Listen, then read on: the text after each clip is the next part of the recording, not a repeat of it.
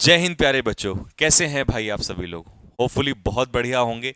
चलिए जी, जैसे कि आपने इस वीडियो के थंबनेल पर देख ही लिया कि भाई सबसे बड़ी समस्या इस समय पर यह है, एक बच्चा इतना ज़्यादा कंफ्यूज हो चुका है, उसे ये समझ नहीं आ रहा कि कहाँ से पढ़ूं, कैसे पढ़ूं, कितना पढ़ूं, क्या पढ़ूं। देखिए, सबसे पहले तो मैं आप लोगों को बता दूं कि आपको किसी एक व्यक्ति पर ट्रस्ट करना पड़ेगा, क्योंकि बहुत सारी नाव में पैर रख के एक या दो में तो फिर भी चल जाता है। हालांकि तो दो में भी नहीं चलता, एक ही सही रहती है। लेकिन अगर आप कोशिश करोगे कि 10 नाव में पैर रख दूं, तो पैर भी दो ही हैं दोस्त आपके। ठीक है, तो ये बड़ा कंफ्यूजन है बच्चों के अंदर। उनको लगता है मैं ये भी पीडीएफ ले लूं, वो भी पीडीएफ ले लूं, वहां से भी ले लूं, ये भी चीजें ले लूं। ये बड़ी समस्या है। मैं ये नहीं कहता चाहे आप मुझसे पढ़े, आप किसी से भी पढ़े, लेकिन गो फॉर वन। क्योंकि हर व्यक्ति का अपना अपना स्ट्रेटजी है, हर किसी का एक अपना अपना तरीका है। हो सकता है कि मैं कोई ऐसी चीज बोल दूं यहां पर कि जिससे मुझे ही उसका नुकसान हो जाए, बट मुझे कोई फर्क नहीं पड़ता उस बात का, क्योंकि मैं आज ऐसे लाखों बच्चों का डाउट दूर करना चाहता हूं जो पढ़ते हुए भी परेशान है। क्योंकि उनको यही समझ नहीं आ रहा। उनको दिखता है आज ये चीज कर लूं ये अच्छा है, कल ये चीज कर लूं ये अच्छा है, लेकिन उनको खुद तो बेनिफिट नहीं हो रहा ना। तो अब मेरी बात सुनिए ध्यान से, और अगर ये वीडियो आपके दिल को टच कर जाए तो मुझे एक कमेंट इस वीडियो के नीचे जरूर छोड़ दीजिएगा और बताइएगा कि जो मैंने बोला है वो सब कुछ सही है या गलत है। ठीक है भाई? चलिए जी, प्रॉब्लम क्या है? प्रॉब्लम बच्चों ये है, आप जो इस समय पर सबसे ज्यादा चल रही है, स्पेशली मैं बात करता हूं सबसे पहले बिगिनर्स की। एक तो बिगिनर है बच्चा, दूसरा हिंदी मीडियम का स्टूडेंट है। अब उसको यह समझ नहीं आ रहा कि मैं क्लासेस कहां से स्टार्ट करूं। स्पेशली जब मैं इंग्लिश की बात कर रहा हूं अभी, कि अगर मैं इंग्लिश पढ़ रहा हूं और मैं हिंदी मीडियम से हूं, तो उस बच्चे को सबसे बड़ी प्रॉब्लम ये आ रही है कि मैं स्टार्ट कहां से करूं। वो कई सारी दिक्कतों में है। दिक्कतों में कैसे है समझिए। सपोज करिए, मान लीजिए मैं पहले पार्ट पर आता हूं। पहले पार्ट पे मान लीजिए किसी टीचर ने उसको स्टार्ट किया, पढ़ाना स्टार्ट किया। पहली क्लास तबाही, दूसरी क्लास में आग लगा देंगे, तीसरी क्लास तूफान मचा देंगे। लेकिन उसको इतना जोश था उसके अंदर, बट चौथी क्लास में अचानक से, यहां तक तो ठीक था, लेकिन चौथी क्लास में अचानक से एक वर्ड आ गया कि ये सब तो ठीक है, बट अगर आपने पेड बैच ले लिया तो गारंटीड सिलेक्शन हो जाएगा। अब वही बच्चा इतना कंफ्यूजन में आ गया, उसको ये समझ नहीं आ रहा कि जब यहां तबाही, आग और तूफान है, तो फिर इसके अंदर क्या होगा। वो बड़ा कंफ्यूज हो गया। उसको ये समझ नहीं आ रहा है कि मैं करूं तो करूं क्या। सबसे बड़ा कंफ्यूजन उसके माइंड में यही क्रिएट हो जाता है कि फिर इसमें क्या चल रहा है और इसके अंदर क्या होगा। है कि नहीं है? अगर है या नहीं है कमेंट में जरूर बताइए। पहला कंफ्यूजन ये हो गया। फिर यहां भी वो जैसे तैसे करके डील करता है, चलो सोचा अंदर भी चला जाएगा, पेड बैच में भी वो चला गया। अब अगर वहां पसंद नहीं आया तो फिर उसको ये भी डाउट रहता है कि यार यहां अच्छा मुझे नहीं लग रहा है, मैं इसको करूं या ना करूं। तो यहां से वो कंफ्यूजन में प्रॉपरली आ चुका है। ठीक है, वो परेशान है कि समझ नहीं आ रहा मैं करूं तो करूं क्या। दूसरी बात, एक नई समस्या क्या है, और ये सबसे गंभीर समस्या है, सबसे ज्यादा गंभीर समस्या ये है जिसका इलाज बहुत मुश्किल है जब तक समझ नहीं आएगा। क्या है? मान लीजिए आपने एक ऐसी क्लास की जिसमें आपको 25 क्वेश्चन एक दिन में कराया गया, यानी कि मॉक टेस्ट कराया गया। अब सोचिए, क्या उन 25 क्वेश्चन से आपका भला हो जाएगा? क्या आप एक बिगिनर हैं, आपका 25 क्वेश्चन, मैं तो बिगिनर तो छोड़ो, एडवांस की तो अभी बात ही नहीं कर रहा हूं, एडवांस को तो पता होता है एक्चुअल में। 25 क्वेश्चन से आपको क्या हुआ कि आज मैंने एमटीएस की एक 25 क्वेश्चन की क्लास की 1 घंटा पढ़ा। लेकिन आपने पढ़ा क्या वो समझिए। उस 25 में आपने एक एरर पढ़ा, मान लीजिए एक या दो पढ़ लिया, सिनोनियम्स पढ़ा, एक एक वन वर्ड पढ़ा, एक ईडियम पढ़ा। ठीक है, तो आपने ऐसे करके 25 क्वेश्चन कवर कर लिए। जब एक होगा या मैक्सिमम टीचर दो करा देगा। तो आपने उस दिन कितने एरर किए? दो।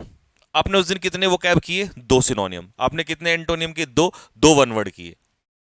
आप खुद सोच के देखिए कि आप उस दिन दो क्वेश्चंस कर रहे हैं, दो दो क्वेश्चंस कर रहे हैं, दो दो क्वेश्चन से क्या आपका भला हो जाएगा दोस्त? आपको लगता है वास्तव में कि इतने लाख फॉर्म भरने वाले हैं, और आप लेवल उठा के देखिए 2023 के क्वेश्चंस का, कि लेवल यहां से यहां उठाया हुआ, क्योंकि इंग्लिश के ऊपर बेस है सारा, मैथ्स तो है ही नहीं इसमें ना।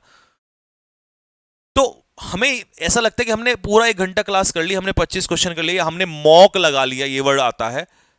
क्या एक्चुअल में आप वहां सही डायरेक्शन में जा रहे हैं? अब इमेजिन करिए आपके पास 100 दिन है, आपने एक एक एरर भी रोज किया, एक एक मॉक टेस्ट रोज लगाया, तो उसमें 100 क्वेश्चन आपके बने। मैं कह रहा हूं चलो दो भी लगा लिए, 200 एरर आपने कर लिए, 200 सिनोनियम, 200 एंटोनियम कर लिए। क्या 200 एंटोनियम्स या सिनोनियम्स करने से आपको लगता है कि इतनी सारी मीटिंग्स में पेपर होकर आपके एग्जाम में फंस जाएगा? Near about impossible. लकी हुए तो बात अलग है, अदरवाइज 99% चांसेस है कि नहीं आएगा। ये खुशी रहेगी कि मैं रोजाना 1 घंटे क्लास पढ़ता था, और यहां आके उस बच्चे को ये खुद नहीं पता होता कि वो कितना बड़ा नुकसान कर रहा है अपना, क्योंकि उसे लगता है कि वो एमटीएस की तैयारी कर रहा है या किसी भी एग्जाम की तैयारी कर रहा है। देखिए, ये मॉक टेस्ट वाला जो टाइप होता है ना, ये सिर्फ इसलिए होता है कि अपने आप को चेक कर लें कि मैंने कितना पढ़ लिया। पढ़ना तो दोस्त इतना सारा पड़ेगा आपको। और उसमें भी प्रॉब्लम यह है कि जब वो मिसलिनियस डायरेक्टली मॉक टेस्ट लगा रहा है, तो उस मॉक टेस्ट के अंदर अंदर उसने क्वेश्चन किया, चलो उसका कॉन्सेप्ट मिल गया, लेकिन अगर अगले दिन दूसरे कॉन्सेप्ट पे क्वेश्चन आ गया तो उससे क्वेश्चन हुआ ही नहीं। तो इसीलिए जब आप पढ़ाई कर रहे हैं तो सबसे पहले ये देखिए कि आप बिगिनर हैं, तो आपको एक बार थोरोली जाना पड़ेगा दोस्त।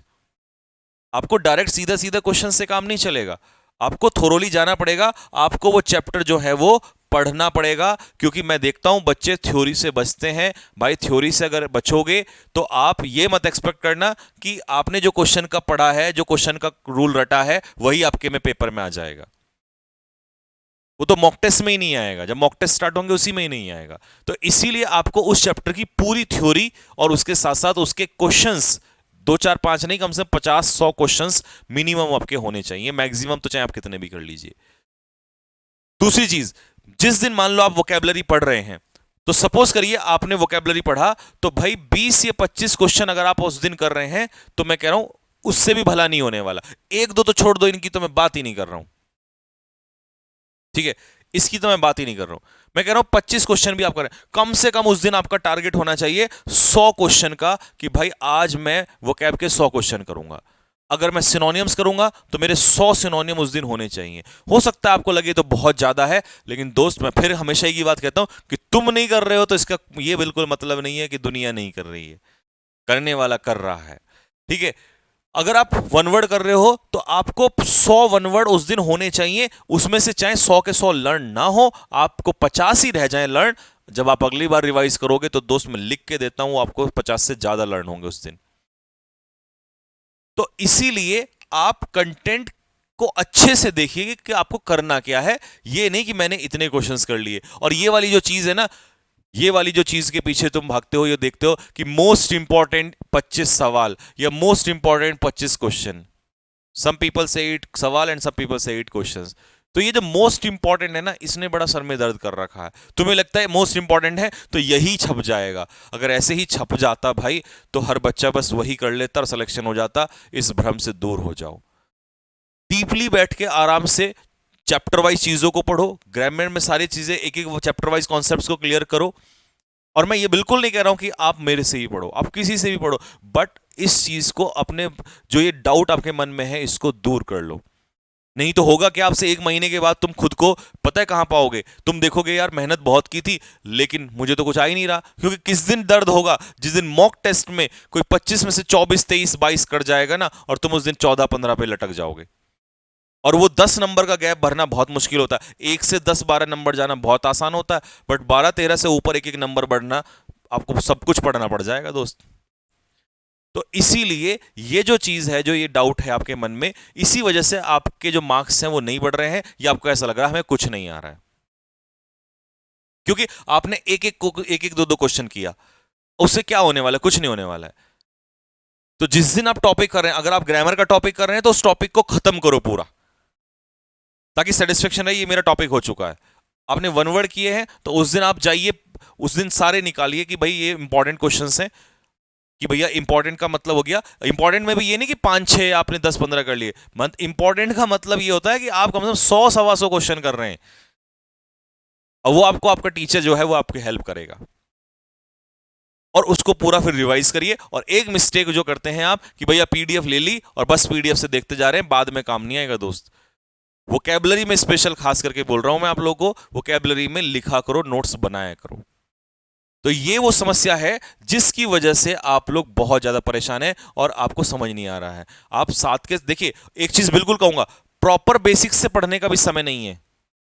Proper basic in the sense कि आप बिल्कुल जीरो से जाएं और आगे प्रैक्टिस भी ना करें।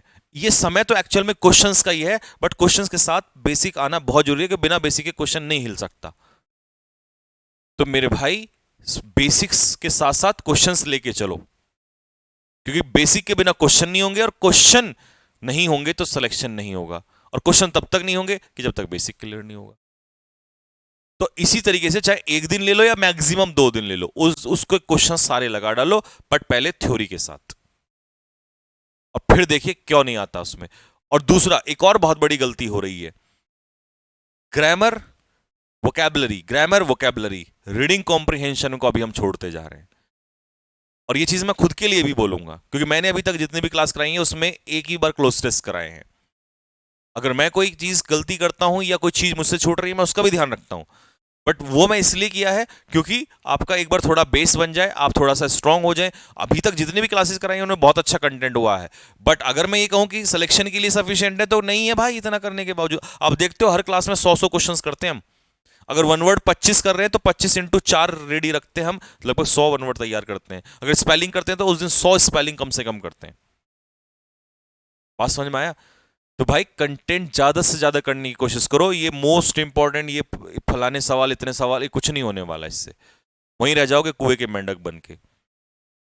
बात समझ में आया? और वैकेंसी बहुत है, बहुत वैकेंसी है, जरूरी नहीं हर बार इतनी आएंगी।